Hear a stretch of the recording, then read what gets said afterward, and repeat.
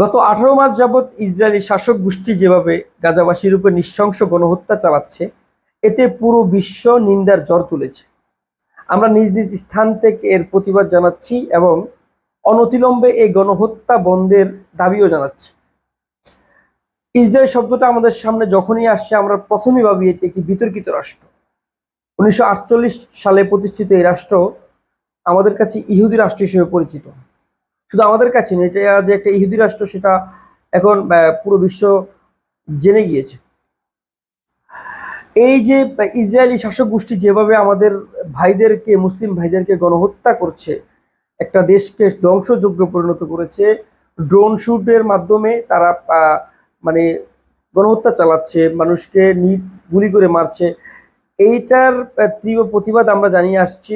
এটা পুরো বিশ্ব এখন এটার জন্য নিন্দার ঝড় তুলেছে এবং পুরো বিশ্ব বিভিন্ন স্তরে প্রতিবাদ জানিয়ে আসছে। তার যার যার বিশ্বের প্রতিটি অধিকাংশ রাষ্ট্রে এখন এটার প্রতিবাদে সবাই ফুলে ফেপে উঠেছে। প্রত্যেকে নিজ নিজ স্থান থেকে এটার প্রতিবাদ তুলছে, মিছিল করছে, এটা বন্ধের জন্য দাবি জানাচ্ছে। আমরাও চাই এই যে শাসক গোষ্ঠী আছে এদের বিরুদ্ধে বিশ্ববাসী একটা ব্যবস্থা নেই। বিশ্ব যারা পরিচালনা করে আসছেন তারা এটা একটা কঠোর ব্যবস্থা নেওয়া হোক। আমরা যতটুকু জেনেছি 18 বছর হলেই নাকি ওই দেশটার বাসিন্দারা তাদের সন্তানদের সেনাবাহিনীতে একটা ব্যবস্থা করার, সেনাবাহিনীতে চাকরির ব্যবস্থা করে। তারা মানে অর্থনৈতিকভাবে খুবই সচ্ছল এবং খুবই ধনাঢ্য। সেই ক্ষেত্রে এদেরকে আমরা যে অর্থনৈতিক যোগানটা দিচ্ছি, এটা যদি আমরা কিছুটা কমাতে পারি বা কিছুটা আমরা বন্ধ করতে পারি, আমাদের যে ভাইদেরকে গণহত্যা চালানো হচ্ছে সেটাতে কিন্তু আমাদের এদেশের অর্থের বিনিময়ে সেই বোমা কিংবা যে পিস্তল বা আমরা যে মানে যেগুলোই বলি, তারা যেগুলো দিয়ে ধ্বংসযজ্ঞ চালাচ্ছে সেই পণ্যগুলো তারা কিনছে বা তারা তৈরি করছে।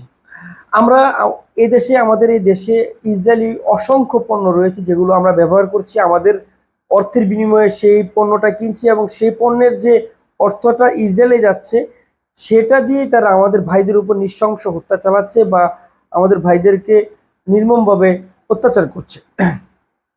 আমরা যদি নিজ নিজ স্থান থেকে এই ইসরায়েলি পণ্য কেনা বন্ধ করে দিই, আমরা যদি মনে করি যে এই পণ্যটা না কিনে আমরা নতুন একটা পণ্য বা আমাদের দেশীয় একটা পণ্য কিনে কোনো মতে আমাদের কাছে ভালো না লাগুক বা আমাদের পছন্দনীয় পণ্য না, তবু আমরা যদি আমাদের বিবেকের তাড়নায় যদি বলি যে এটা বন্ধ করে আমরা বাঙালিদের পণ্য খাবো বা অন্য কান্ট্রির পণ্য আমরা ব্যবহার করব, তাহলে আমাদের অনেক বড় ক্ষতি হবে না?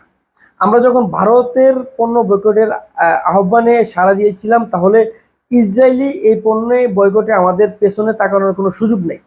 আমরা সবাই নিজ নিজ স্থান থেকে এই পণ্যটাকে বয়কটের আহ্বান জানাই এবং এই আমাদের এই পণ্যগুলো যে আমরা কোনোভাবে বন্ধ করতে পারি বা আমরা এই বন্ধ করার সুর তুলে আবার দেশের ব্যবসায়ীদের ক্ষতি করা যাবে না।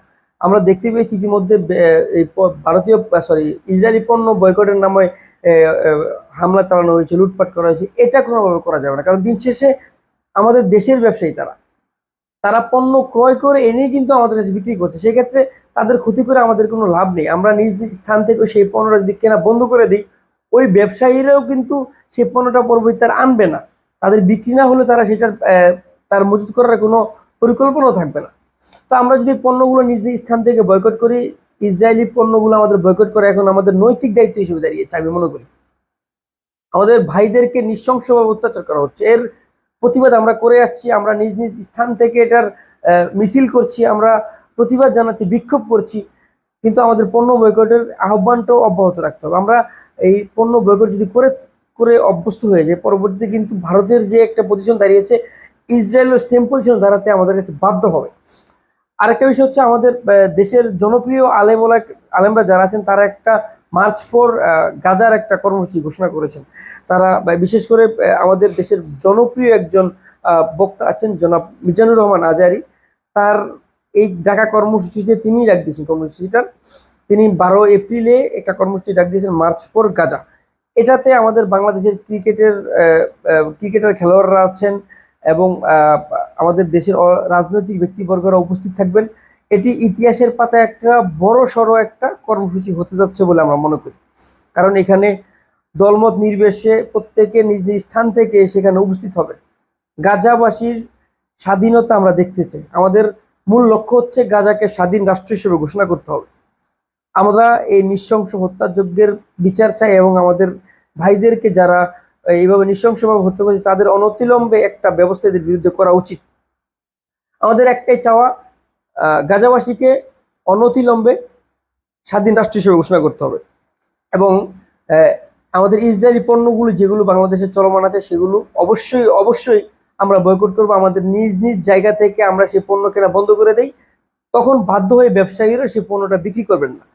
আমরা আগামী 12 এপ্রিলের যে কর্মসূচি আমাদের জনাব মিজানুর রহমান আজহারী সাহেব ডাক দিয়েছেন, সেটা আমরা বিশ্বাস করি ইতিহাসের পাতায় নতুন এক কর্মসূচি হতে যাচ্ছে।